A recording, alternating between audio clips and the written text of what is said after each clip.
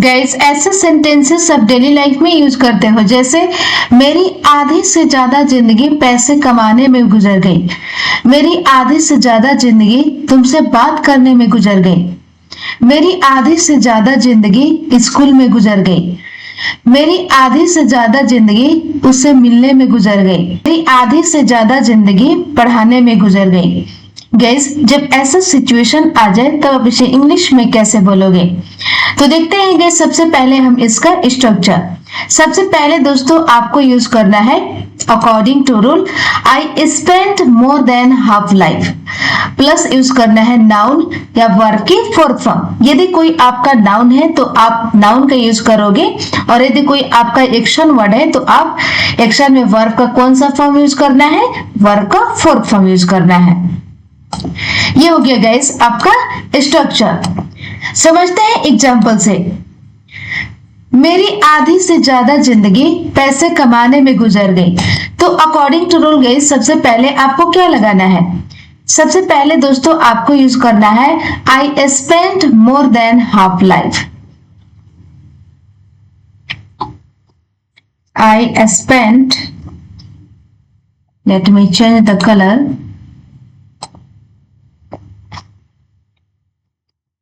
I spent more than half life। इसके बाद use करना है नाउन या वर्ब की फोर्थ फॉर्म। तो आपको देखना है कि सेंटेंस में आपका क्या है। मेरी आधी से ज्यादा जिंदगी पैसे कमाने में गुजर गई। अब पैसा कमाना आपका क्या है? कोई आपका तो नाउन नहीं है, आपका एक्शन वर्ड है। ओके, तो पैसा कमाना इसका इंग्लिश हो जाएगा अर्निंग मनी। Earning money.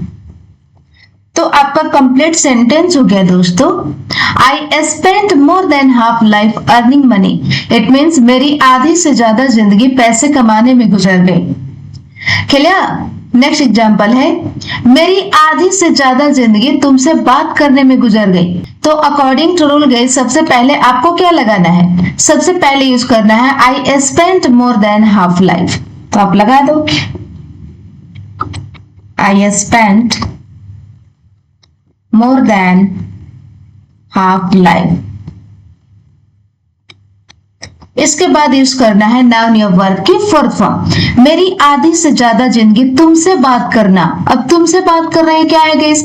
आपका एक्शन वर्ड है तुमसे बात करना। It means talking to you.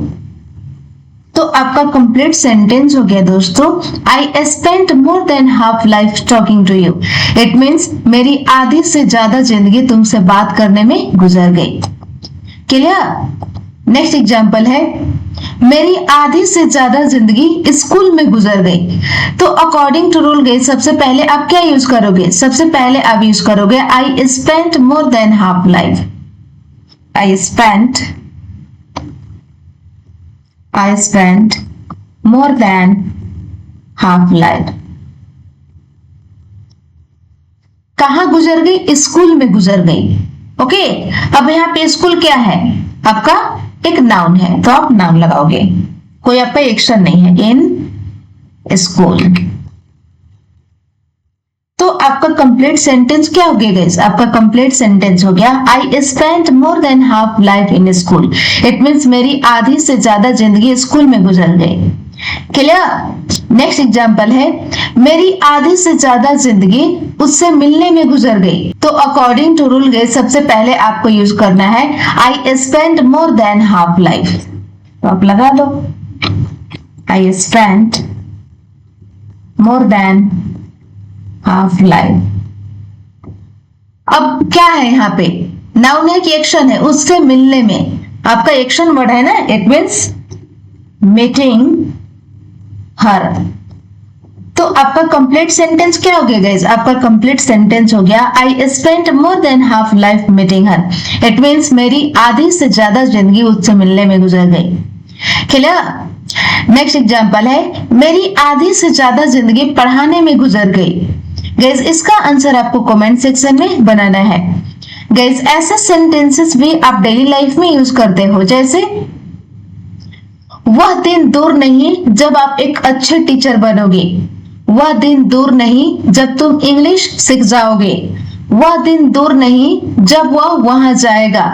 वह दिन दूर नहीं जब आप सफल हो जाओगे। वह दिन दूर नहीं जब वह आपसे मिलेगी। गाइस, जब ऐसा सिचुएशन आ जाए तब आप इसे इंग्लिश में कैसे बोलोगे? तो देखते हैं गाइस, सबसे पहले इसका स्ट्रक्चर। सबसे पहले दोस्तों आपको अकॉर्डिंग टू रूल यूज करना है that day is not far when. It means वह दिन दूर नहीं जब। ओके, इसके बाद गाइस आपको लगाना है सेंटेंस। अब जैसा आपका सेंटेंस होगा उस टाइप से आप बनाओगे। समझते हैं एग्जाम्पल से। वह दिन दूर नहीं जब आप एक अच्छे टीचर बनोगे। तो वह दिन दूर नहीं, अकॉर्डिंग टू रूल सबसे पहले आपको लगाना है that day is not far when. आप लगा दो दैट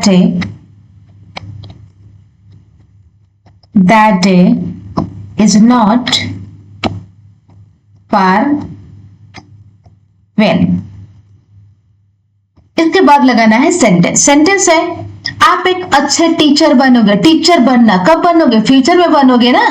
तो फ्यूचर, ये सेंटेंस आपका फ्यूचर स्टेट ऑफ बीइंग का, और फ्यूचर स्टेट ऑफ बीइंग का आपका स्ट्रक्चर होता है subject plus will be plus future state of being. तो आप एक अच्छे टीचर बनोगे। It means you will be a good teacher.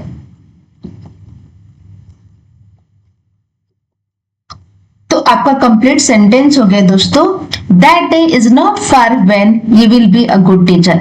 It means वह दिन दूर नहीं जब आप एक अच्छे टीचर बनोगे। क्लियर? नेक्स्ट एग्जांपल है वह दिन दूर नहीं जब तुम इंग्लिश सीख जाओगे। तो अकॉर्डिंग टू रूल गाइस सबसे पहले आप क्या लगाओगे? सबसे पहले आपको यूज करना है that day is not far when. तो आप लगा दो यहाँ पे that day is not far when. That day is not far when। इसके बाद गाइस आपका रूल क्या कहता है? आप देख लो यहाँ पे कि आप लगाओ सेंटेंस। सेंटेंस आपका क्या है? तुम इंग्लिश सीख जाओगे। अब ये सेंटेंस है फ्यूचर इंडेफिनिट का, और फ्यूचर इंडेफिनिट का आपका रूल होता है subject plus will plus verb की first form and then object. तो तुम इंग्लिश सीख जाओगे। It means you will learn English।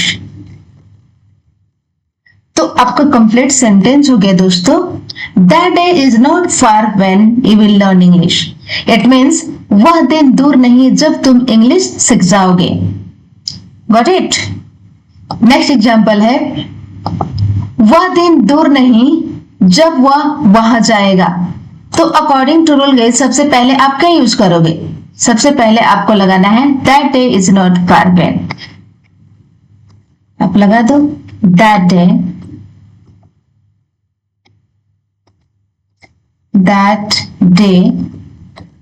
Is not far when. इसके बाद लगाना है सेंटेंस। सेंटेंस है वह वहां जाएगा। ये भी सेंटेंस है फ्यूचर इंडेफिनिट का। It means he will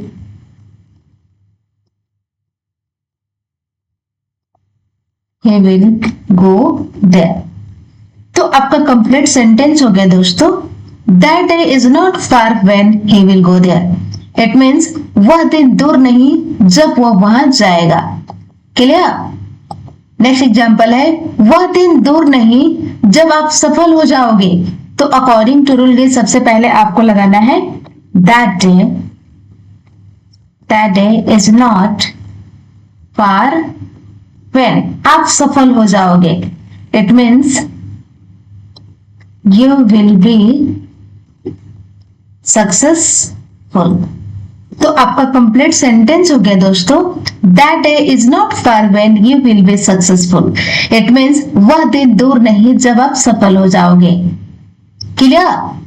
next example है वह दिन दूर नहीं जब वह आपसे मिलेगी। गाइस इसका आंसर आपको कमेंट सेक्शन में बनाना है। गाइस ऐसे सेंटेंसेस भी आप डेली लाइफ में यूज करते हो, जैसे उसने मेरे फैसले को ऐसी तैसी कर दिया। मैं तुम्हारा ऐसी तैसी कर दूंगा। मैं हमेशा उसका ऐसी तैसी करता हूं। मैं आपको ऐसी तैसी नहीं करना चाहता हूं। मैंने उसकी ऐसी तैसी कर दी। तो गाइस जब ऐसा सिचुएशन आ जाए तब आप इसे इंग्लिश में कैसे बोलोगे? तो देखते हैं गाइस सबसे पहले इसका स्ट्रक्चर। सबसे पहले आपको लगाना है अकॉर्डिंग टू रूल सब्जेक्ट। इसके बाद लगाना है हेल्पिंग वर्ब। हेल्पिंग वर्ब यदि आपका सेंटेंस में होगा तभी आप यूज करोगे। इसके बाद गाइस आपको लगाना है make a mockery of. Guys make a mockery of का मतलब है ऐसी तैसी कर देना। अब यहाँ पे जो आपका मेक है ना गाइस, ये आपका चेंज होते रहेगा अकॉर्डिंग टू द सेंटेंस। जैसे मेक है तो कभी आपका हो जाएगा मेड, कभी हो जाएगा मेक्स, कभी हो जाएगा मेकिंग। इसके बाद लगाना है ऑब्जेक्ट। ये हो गया आपका स्ट्रक्चर। समझते हैं एग्जांपल से। उसने मेरे फैसले को ऐसी तैसी कर दिया। तो अकॉर्डिंग टू रूल गाइस सबसे पहले आपको लगाना है सब्जेक्ट। सब्जेक्ट है यहाँ पे ही। इसके बाद यूज करना है हेल्पिंग वर्ब। तो आपको देखना है कि सेंटेंस आपका कैसा है। तो उसने मेरे फैसले को ऐसे तैसे कर दिया, ये सेंटेंस है पास्ट इंडेफिनिट का। तो और पास्ट इंडेफिनिट का आपका रूल होता है सब्जेक्ट प्लस वर्ब की second form and then object. तो पास्ट इंडेफिनिट में गाइस आपका कोई हेल्पिंग वर्ब का यूज नहीं होता है, तो आपको भी यूज नहीं करनी है।